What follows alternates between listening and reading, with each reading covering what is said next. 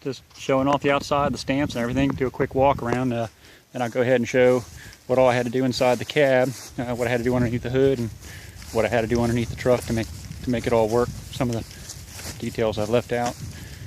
Went ahead, in my case, I tubbed it out. Got 29, 18, 15 tires under it. It's got a tilt bed. I'll show you that in a second. It's kind of neat. Just easy way to change the tires. Here's the bed up. The way I compass that is I use a pair of linear actuators and took a couple pillow block bearings and a shaft and made myself a little hinge that you can't see under the bottom back of it. The truck's still under construction, don't have a bed floor in it, but I guess it's a neat opportunity to show the anatomy of what all we got going on. Went ahead and bumped the pair of batteries to the back of it. Just cleans everything up on the firewall underneath the hood. I think what I'm going to do is a piece of oval wood and some steel around the outside. That's the plan so far. Alright, well, quite a few things actually had to be changed inside the truck to make all of it happen. The biggest and most obvious thing is when you raise the subframe up that much, you've raised the transmission up that much, and when you have a flat floor in a Chevy truck, it's got to go somewhere, so basically cut it out and got to build a transmission tunnel. The way I did that was pretty straightforward. I didn't have any specialty tools, so where you see the shifter is the actual top half of the original floor, and down towards the bottom is the bottom half. I just sliced that in half and made a filler piece to go in between for the clearance. Up towards the front where your belt housing is, I just nipped away at the floor until it cleared. Kept it as tight as possible because I didn't want something to look like a doghouse in a van.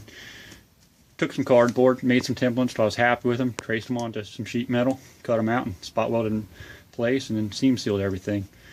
When you're bringing transmission up like that, the next problem you're going to run into is it's now where your original brake and gas pedal used to be, so everything has to be scooted over a couple inches. Probably still see because I'm not done. You can still see the original hole. The hole you see there is where the brake pedal used to come forward.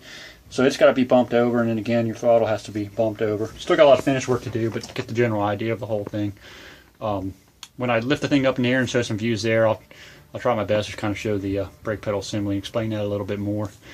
Next problem you run into is when you raise the subframe like this, you basically raise the steering box up in the air, and that changes the geometry of the steering column. So essentially you're laying the steering wheel down in your lap, and if you've ever ridden one of these things, and particularly in my case, sitting on the original bench seat, your head is almost up against the ceiling.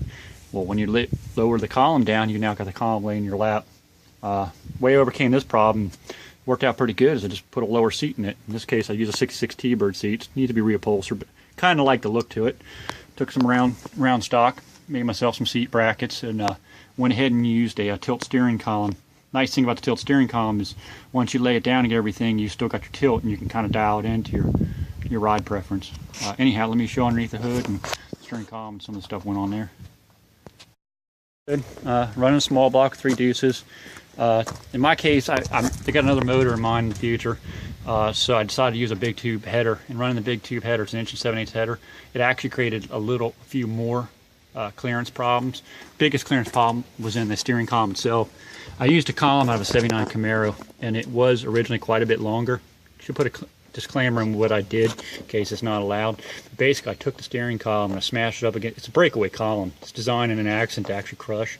So basically, that's what I did. I took a piece of wood, lay on the ground, and smashed the crap out of the bottom of the steering column until it shortened up. Wanted to shorten it up to the length that I wanted. I went ahead and made some brackets. Took some beer cans, shimmed it all together, made it tight, and put some brackets in the bottom top to hold everything together. Original steering column used to be like someone in the neighborhood have been here where this header was. You can see it's super tight clearance.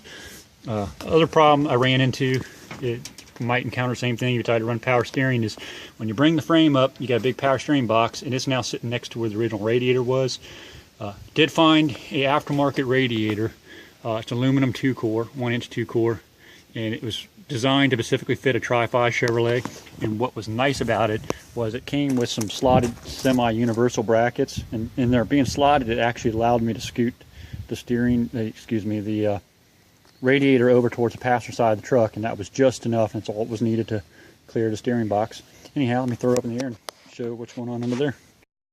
Here's a quick view of the underside of the truck, and basically all I'm trying to show here is it's got no ground clearance issues whatsoever.